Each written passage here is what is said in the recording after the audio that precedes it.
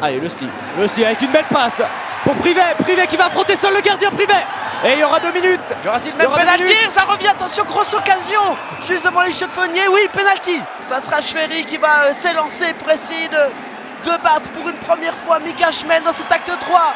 Schwery avec la pression des MLS. Schwery face à Schmel. Schwery, arrêt de Mika Schmel qui dit non à cette première tentative franche dans ce match. Mais le contrôle de Rachley était un petit peu approximatif. Ouais, mais Rachley va pouvoir récupérer ce puck sur Sandy Smans. Smans qui met sur Huguenin, le tir goal d'Anthony Huguenin qui parvient à allumer pour la première fois la lumière dans cette rencontre après 3 minutes et 23 secondes de jeu.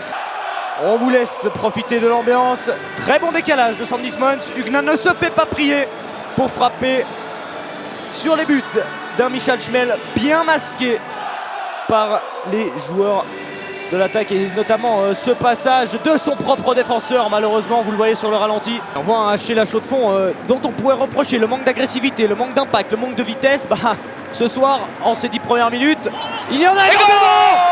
Au moment où Anderson délivre un caviar pour Holden qui va juste mettre sa canne en opposition. Le coup d'œil d'Anderson, c'est Holden qui est plus rapide que tout le monde. Anderson qui met un petit peu flottant, c'était bien joué du capitaine Chaudefonnier. Et on voit toute la délivrance sur le goal de Sandré Holden. Ouais, superbement bien joué d'avoir coupé. On voit tout le sens du jeu des deux étrangers là de la Chaux-de-Fonds. Allez, McShane, allez, sous les applaudissements. Reichle, le geste technique magnifique. Oh, Reichle, c'était superbe ce qu'il a tenté, Reichle. David Huxter, récupéré par les Zurichois, il n'y a pas de hors-jeu, attention, Loosely face et goal face à Schmel, et Loosely qui arrive à tromper Lucas Schmel d'un backhand. C'était bien joué de la part des chaudefonniers. Et très très belle entame de seconde période. On va revoir qu'Iran, c'est bien joué de la part du numéro 43 chaudefonnier. Il y a également de Huxter qui s'est précipité pour sortir de la zone et ne pas concéder le hors-jeu. Et Loosely après analyse parfaitement les déplacements de Schmel et le trompe d'une superbe fin. 3-0. Huguenin, McShane. Huguenin. Anderson sur la gauche. Anderson, magnifique passe. Oh, superbe passe de Anderson qui trouve McShane. Deuxième poteau qui fusille la lucarne de Schmel. Elle était compliquée à reprendre, on le voit. Huguenin avec Anderson, Red Anderson qui voit au second poteau son partenaire et après en one-timer le Canadien McShane arrive à mettre le 4e et je crois que Mika Schmel va céder sa place à Damian Stettler dans les goals zurichois. Reichle, McShane. On passe énormément par McShane. Et goal de Gillian Colère. Ça fait 2 réussites pour les chaudefonniers. On le sentait venir, on l'a dit, tous les pucks passent par McShane et il trouve ce superbe décalage entre les lignes pour trouver Colère qui va gentiment conclure souvent à Damian Stettler qui ne peut strictement rien faire. Ouais, Loren c'est bien joué sur Hornecker, et puis c'est magnifiquement bien joué de la part de Stoffel qui va pouvoir affronter Stettler. Stoffel et arrêt de Damian Stettler.